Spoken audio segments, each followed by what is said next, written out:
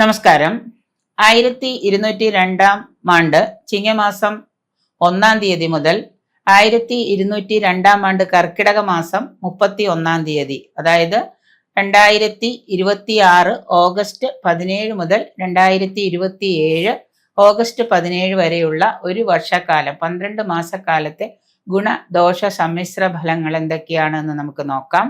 ഉത്രാട നക്ഷത്രക്കാർക്ക് വ്യാഴം 8ഉം 9ഉം, ശനി 3, 4 ഭാവങ്ങളിലും രാഹു 2ലും ലഗ്നത്തിലും സഞ്ചരിക്കുന്ന കാലമാണ് 1202 ചിങ്ങമാസം മുതൽ കർക്കിടകം വരെയുള്ള 2026 ഓഗസ്റ്റ് മുതൽ 2027 ഓഗസ്റ്റ് വരെയുള്ള ഒരു വർഷക്കാലം. അഭീഷ്ടസിദ്ധി കൈവരിക്കാൻ ആഗ്രഹിക്കുന്നവർക്ക് അത് സാധ്യമാകുന്നതാണ്. ഗുരുജന പ്രീതി, അതോടൊപ്പം ബന്ധുകലഹം, ഗുരുജന വിയോഗം ഇവയൊക്കെ അനുഭവയോഗ്യമാകുന്നുണ്ട്. തൊഴിലിലെ ധാരാളം പ്രതിബന്ധങ്ങളും ധനച്ചെലവുകളും ഒക്കെ അധികരിക്കുന്ന വർഷമാണ്. വിവാഹം നടക്കാത്ത യുവാക്കൾക്കും യുവതികൾക്കും ഒക്കെ വിവാഹം ആഗ്രഹിക്കുന്ന രീതിയിലുള്ള വിവാഹം നടക്കുന്നതാണ്. വസ്തു വാഹന സംബന്ധമായിട്ടുള്ള തർക്കങ്ങളോ വ്യവഹാരങ്ങളോ ഒക്കെ ഉണ്ടാകാനിടയുണ്ട്.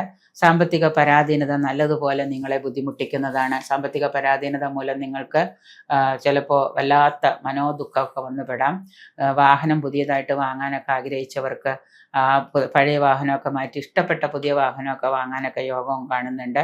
ദൈവാധീന കുറവ് വരുന്നത് കൊണ്ട് തന്നെ പല നഷ്ടങ്ങളും ഒക്കെ നിങ്ങൾക്ക് അനുഭവയോഗ്യമാകും. അതുകൊണ്ട് നല്ലതുപോലെ പ്രാർത്ഥനകളൊക്കെ ശക്തമാക്കുക, ദൈവാധീനമൊക്കെ വരുത്തുക. കുറച്ച് ദുരിതങ്ങളൊക്കെ ദൈവാധീനം മൂലം മാറ്റിവെക്കാനൊക്കെ ആയിട്ട് പറ്റും. നിങ്ങൾക്ക് വസ്ത്രാഭരണ ലാഭം കാണുന്നുണ്ട്. ഉദ്യോഗരംഗത്ത് സ്ഥാനചലനം, അതുപോലെ ഉയർച്ച ഇവയൊക്കെ പ്രതീക്ഷിക്കാം. വിദേശത്തുള്ളവർക്ക് തൊഴിൽ ലഭ്യമാകാൻ അവസരം. കഠിന പരിശ്രമത്തിലൂടെ നഷ്ടപ്പെട്ട ധനം തിരികെ നേടാൻ കഴിയുന്നതാണ്. വാതപിത്ത രോഗം മൂർച്ഛിക്കാനും വർഷമധ്യത്തിൽ ബാഹ്യാനുഭവങ്ങളും മംഗളകർമ്മസിദ്ധിയും കാര്യലാഭവും ഒക്കെ വന്നുപെടാം. വിദ്യാർത്ഥികൾക്ക് പരീക്ഷാദികളിലെ പരാജയം ഉണ്ടാകുമെങ്കിലും അഹോരാത്രം പരിശ്രമം ചെയ്യുക മൂലം പിന്നീട് നിങ്ങൾക്ക് വിജയം കണ്ടെത്താനായിട്ട് സാധിക്കും. നിങ്ങൾ ആദ്യത്തെ ആ ഒരു അനുഭവം വെച്ചിട്ട് തന്നെ കൂടുതൽ പരിശ്രമം ചെയ്യുകയാണെങ്കിൽ വർഷാവസാനത്തോടു കൂടിയുള്ള മത്സര പരീക്ഷകളിൽ നിങ്ങൾക്ക് വിജയം ലഭ്യമാകുന്നതാണ്. അതുപോലെ തന്നെ മനോദുഃഖം ഒഴിവാക്കുന്നതിന് വേണ്ടി നിരാശാ ജീവിതത്തിലുള്ള പല ദോഷങ്ങൾക്കും കാരണമാകാം. അത് ഒഴിവാക്കാനായിട്ട് പൊതുവെ ഗുണാനുഭവങ്ങൾക്കായിട്ട് വ്യാഴാഴ്ച വ്രതം, ശനിയാഴ്ച വ്രതം, മഹാദേവന് പക്കപ്പിറന്നാളിൽ ധാര ഒക്കെ കഴിക്കുന്നത് നന്നായിരിക്കും.